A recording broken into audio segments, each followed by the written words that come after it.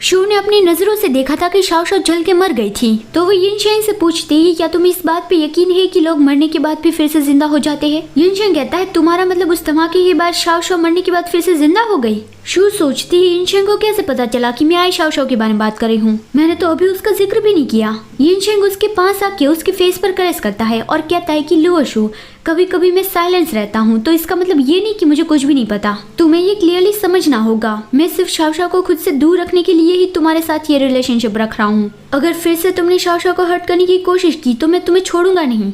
शू तो बहुत ज्यादा डर गई कि वो तो बहुत ही ज्यादा सीरियस लग रहा है। दूसरी ओर शाओ शाओ जिनफेंग के विला में पहुंच गई थी, लेकिन जिनफेंग को अभी होश नहीं आया था। वो लैंगटिंग से पूछती है क्या वो ठीक है। लैंगटिंग उसका कॉलर पकड़ के उस पर चिल्लाता है कि अगर फैंग ने तुम्हें अपना डार्क सोल स्टोन नहीं दिया होता तो अभी उसकी हालत ऐसी नहीं होती। मैं चाहता हूँ कि अभी ही उसके साथ जो हुआ है उसकी तुम जिम्मेदारी उठाओ। शाओ शाओ सोचती है, जैसा मैंने सोचा था, डार्क सोल स्टोन जाने की वजह से ही वो बेहोश हो गया। और वो पूछती है, क्या नान जिनफेंग के लिए डार्क सोल स्टोन इतना ज्यादा इम्पोर्टेंट है?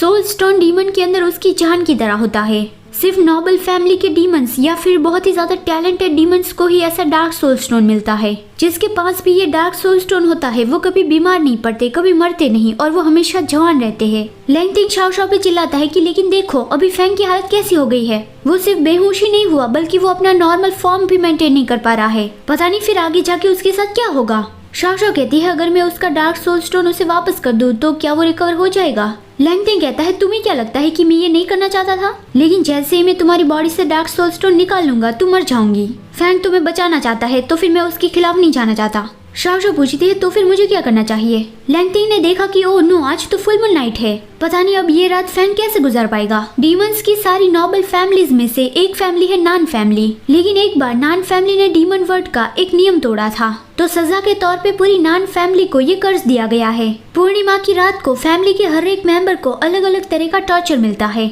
और जिनफेंग का टॉर्चर ये है कि वो अनकॉन्शियस होके फिर खून का प्यासा मॉन्स्टर बन जाता है। तो अब शाओ शाओ समझ गई कि लास्ट टाइम वो जो मुझे मारने वाला था तो वो इस कर्ज की वजह से था। लैंगटिंग उसका हाथ पकड़ कहता है कि मुझे याद है लास्ट फुल मून नाइट को तुमने ही फैंग को हील किया था, तो आज रात तुम्हें उसकी केयर करनी है। शाओ शाओ कहती है, तुम नहीं कहते तो भी मैं यहाँ पे उसकी केयर करने के लिए रुकने वाली थी। फिर रात के 12 बजे थे। शाओ शाओ विंडो के पास खड़ी रह के सोच रही थी कि लैंगटिंग ने कहा कि मैंने नान जिनफेंग को हील किया था, लेकिन वो तो मुझे भी नहीं पता कि मैंने उसे कैसे हील किया था। तभी जिनफेंग आके उसका गला प्रेस करने लगा। वो सांस भी नहीं ले पा रही थी और जैसे तैसे बोलती है, मुझे छोड़ दो नान जिनफेंग, मैं आई शाओ शाओ हूँ, क्या तुम मुझे नहीं पहचान पा रहे हो? लेकिन जिनफेंग बहुत ही डरावनी आवाज में कहता है कि लड़की तुम्हें मरना होगा। तभी शाओ शाओ जोर से चिल्लाती है कि नहीं, मुझसे दूर जाओ।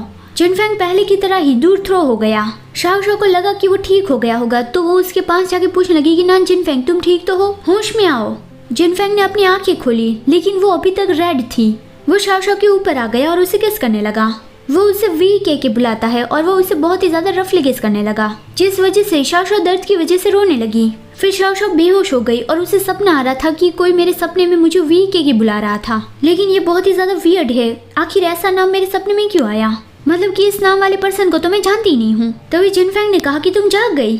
शाओ शाओ देखती है कि जिनफेंग उसके पास ही बैठा था तो वो झटके से जागी और पूछती कि तुम ठीक तो हो? जिनफेंग कहता है, मैं तो एकदम ही ठीक हूँ, लेकिन मुझे तुम्हारी चिंता हो रही है, आखिर तुम्हारे होठों को ये क्या हुआ?